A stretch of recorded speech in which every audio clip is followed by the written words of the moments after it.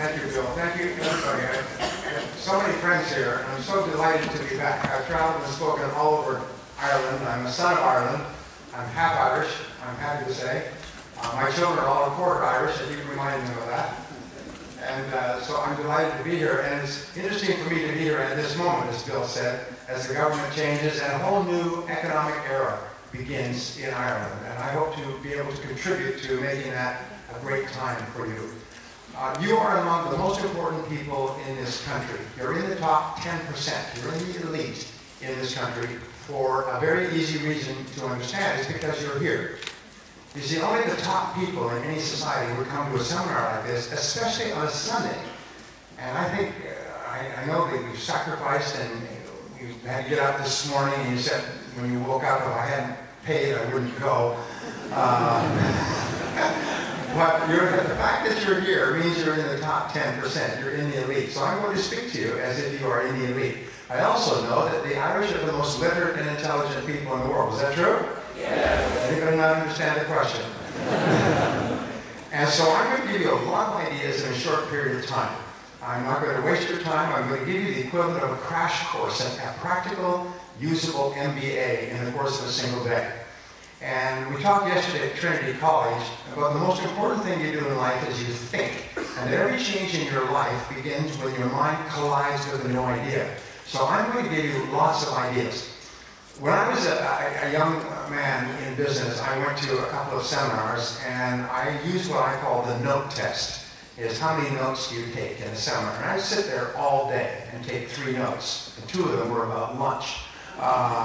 And it was very frustrating to me. So I decided that when I began to speak, nobody's going to sit there and take 2 or 3 notes. They're going to have so many notes. They're tired. The hand is going to be tired, and their pen will be burned out.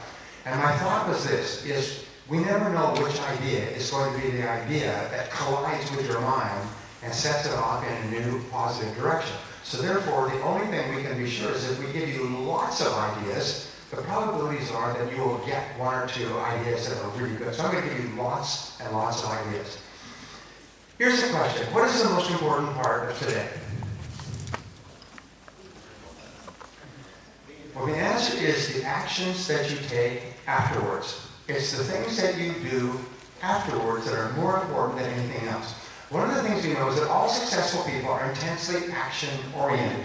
Is they take action, and they take more action, and they take continuous action, and they're on what they call in the military a continuous offensive. They're always attacking. They're always moving forward.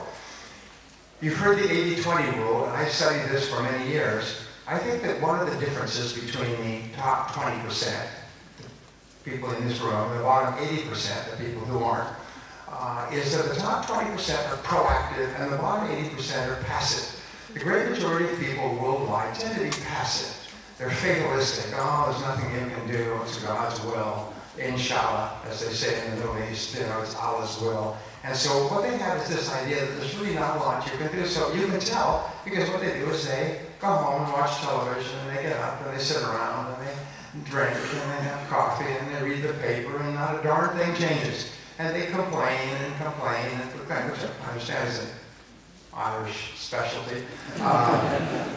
But top people are proactive. If they don't like it, they change it. If they don't change it effectively, they try something else, and try something else, and try something else. And by that great, wonderful friend of ours, the law of probability, the more things you try, the more likely it is you'll try the right thing at the right time. Many years ago, I met a man who was on his way up. Today he's worth more than $5 billion, one of the richest men in the world. But at that time he was selling and encouraging other people to sell.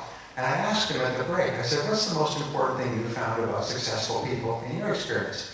And he said, Brian, he said, what we have found is that there's a direct relationship between how quickly you take action on a new idea and how likely it is you'll ever take action on any idea at all. I still remember those words, word for word. He said, what we have found is that people who hear a good idea and take action quickly are the ones who will succeed.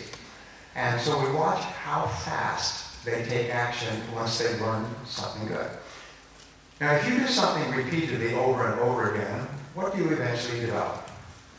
You develop a habit. So what we find is successful people have developed that habit of thinking in terms of action.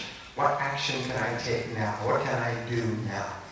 I'm so proud of people who come to my seminars who will listen to things, make notes, and then they'll go out and they'll do things at the break. They'll do things at lunch. They'll make phone calls. They'll make changes. They'll make decisions. They'll start things. They'll make commitments and so on. They don't wait, just sit there passively the whole day. I sometimes go to seminars and people come up to me and say, would you sign my brochure or my book? And I say, sure. Where's your pen? He said, oh, I don't have a pen.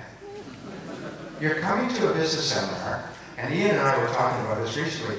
These seminars in Europe, they pay 495 euros to attend a business seminar like this per day, to attend this seminar.